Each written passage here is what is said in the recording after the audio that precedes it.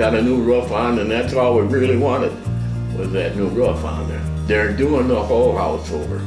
They're painting floors, put in. New doors are coming. We got new doors all downstairs already.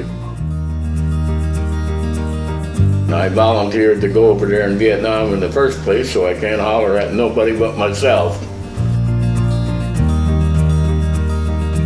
Went through the catty fences while I was over there. Then I got hit with shrapnel from our own flares.